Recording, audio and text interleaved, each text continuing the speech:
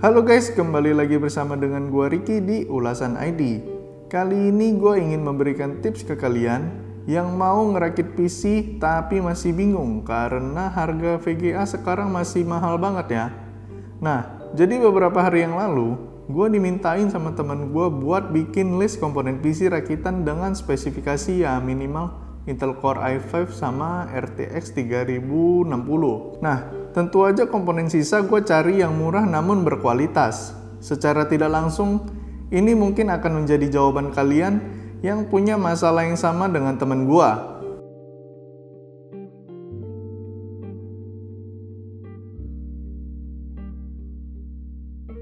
Di sini gue akan memperlihatkan list harga part-part yang udah gue cari. Dari yang pertama adalah Intel Core i5 10500 dengan harga 3.375.000. Lalu untuk motherboardnya itu ASRock B460 Steel Legend dengan harga 1.659.000. Kemudian ada RAM dari Corsair 2x4GB seharga 934.000. Lalu dengan VGA Galaxy GeForce GTX 1660 Super 6GB dengan harga 9.499.000. Di sini kenapa gua ganti VGA-nya?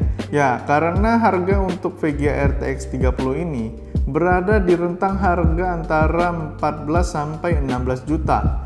Yang udah pasti di luar budget temen gua ini. Dan dia pun setuju ketika gue ganti VGA-nya dengan yang 1660 Super. Nah, terus selanjutnya di sini ada power supply first player 500 watt full modular seharga 680.000. Untuk CPU coolernya, di sini gue pakai Deepcool Gamax GT seharga 509.000. Dan ada juga SSD NVMe dari Adata SX8200 Pro dengan kapasitas 512GB dengan harga 1.169.000. Oke, jadi semua komponen tadi total harganya adalah 17.825.000. Dan gue ingatkan lagi, kalau harga yang gue cantumin di sini hanyalah patokan ya. Kemungkinan kalian bisa mendapatkannya lebih murah ataupun lebih mahal. Nah, komponen PC tadi juga belum termasuk monitor. Jadi untuk spek seperti tadi, minimal monitor yang akan kita gunakan wajib memiliki refresh rate sebesar 144Hz ya. Agak sayang aja apabila komponen mahal tadi yang bisa menampilkan refresh rate yang tinggi tapi monitor yang kita pakai cuma sebatas 60Hz saja. Oke, jadi gua udah nemu satu buah monitor 144Hz yang cukup murah dengan harga 2 juta pas, yaitu Philips 242E. Nah, monitor ini hadir dengan ukuran 24 inch. Ini ukuran standar ya untuk kita bermain game sih kalau menurut gua. Jadi bisa dibilang total dari PC rakitan gua ini, gua asumsikan aja sebesar kurang lebih 21 jutaan ya. Itu kalaupun misalnya dihitung dengan jasa ongkir, jasa pasang mungkin, lalu casing dan juga fan casing murah. Ya udah termasuk semua lah all in ya. Mendengar harga yang terlalu di atas budget temen gua, dia pun akhirnya mengurungkan niatnya untuk merakit PC yang udah gua list tadi. Oke, sekian aja video gua kali ini. Bye. Enggak. Oke, jadi nggak berapa lama dia kembali nanya sama gua, gimana kalau laptop Ki? Di sini gue juga penasaran, apakah laptop juga terkena imbas kenaikan harga VGA ini? Jadi gue mencari beberapa laptop dengan spesifikasi yang awal disebutin teman gue, yaitu Intel Core i5 dan juga RTX 3060. Dan betapa terkejutnya gue ketika menemukan beberapa laptop ini. Yang pertama itu adalah MSI GF65 dengan spesifikasi Intel Core i5 10200H, RTX 3060 6GB, RAM 16GB DDR4 dengan layar 15,6 inch 144Hz, NVMe SSD 512GB serta sudah termasuk Windows 10 Home. Laptop ini di marketplace memiliki harga sebesar 17.099.000 saja. Jadi bila dibandingkan dengan list rakitan PC gua sendiri yang tadi, ya yang kurang lebih speknya sama lah ya, itu ada di harga 21 juta. Jadi kalau misalnya kalian beli laptop ini, kalian udah bisa menghemat uang senilai 4 juta rupiah ya.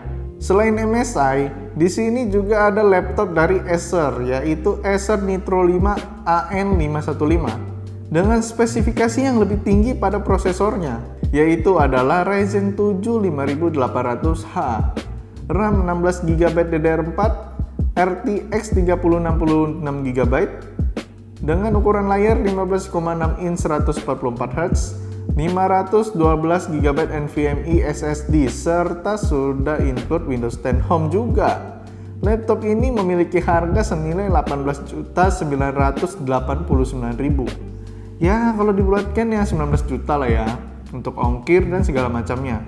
Kemudian untuk para Asus fanboy, di sini juga ada laptop dari Asus, yaitu TUF FA506KM, dengan spesifikasi yang sama dengan Acer Nitro 5. Namun hadir dengan dua perbedaan. Yang pertama adalah sisi kapasitas RAM-nya yang hanya sebesar 8GB, tapi di sini ada expansion slot untuk kalian yang mau upgrade.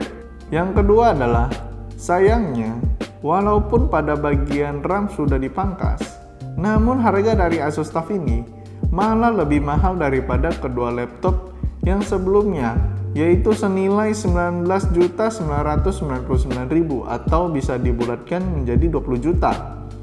Harga yang beda dikit doang untuk PC rakitan gua sebelumnya.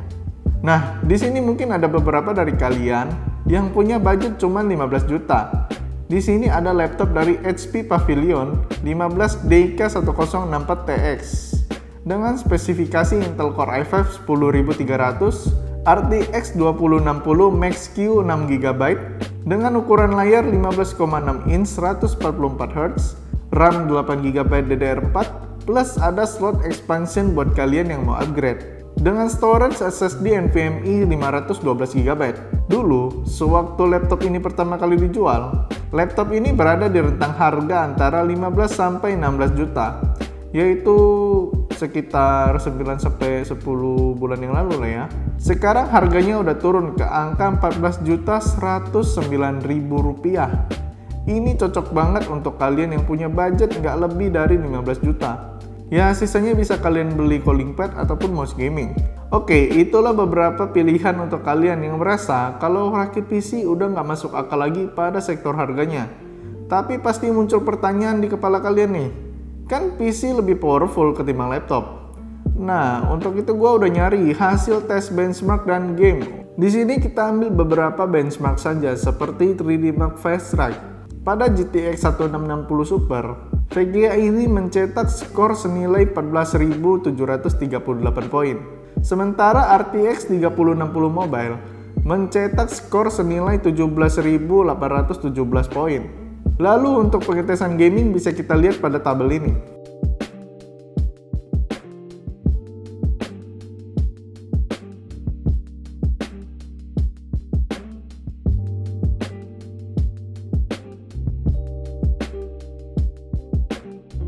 Sementara untuk RTX 2060, seperti yang terlihat pada tabel 3D Mark Fast Strike, GTX 1660 Super mencetak skor senilai 14.738 poin.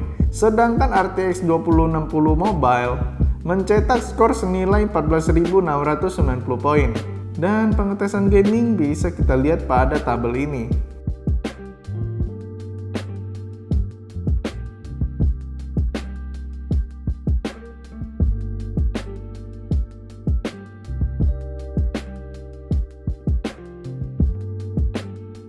Oke, jadi kesimpulan dari gua adalah untuk kalian yang punya budget lebih, gua lebih menyarankan kalian untuk tetap merakit PC. Mungkin VGA-nya bisa diganti ke RTX 2060 untuk yang suka bermain game AAA atau yang ingin merasakan fitur ray tracing-nya. Lalu di sini walau PC rakitan lebih mahal ketimbang laptop, namun untuk masalah cooling systemnya serta ketahanannya dalam melibas game-game berat, udah nggak perlu diragukan lagi. Karena masing-masing komponen memiliki cooling sistemnya sendiri. Dan juga dengan layar yang bisa kalian pilih ukurannya, refresh rate-nya, serta dari brand mana. Lalu, di masa pandemi kayak sekarang ini, cocok banget buat kalian yang kerja di rumah ataupun jarang keluar rumah. Karena sudah pasti ya PC susah dibawa kemana-mana ya. Lalu, menjadi nilai plus juga apabila suatu saat harga komponen komputer udah pada turun. Kalian dengan mudah bisa menggantinya. Istilahnya upgradable lah untuk semua part-partnya. Lalu untuk kalian yang punya budget pas-pasan nih, udah ngebet banget pengen main game-game di komputer. Nah, beberapa laptop tadi bisa menjadi pilihan kalian apabila kalian lebih memilih performa ketimbang kenyamanan. Ini kenapa? Karena posisi layar ini otomatis akan membuat kepala kita lebih nunduk dan bisa membuat pegel-pegel leher ya. Lalu ukuran layarnya yang cuma 15,6 inci. Menurut gua layar ini termasuk kecil ya. Tapi kalau kalian misalnya mau beli monitor, sah-sah saja, tapi ya tentu akan menambah budget lagi buat kalian.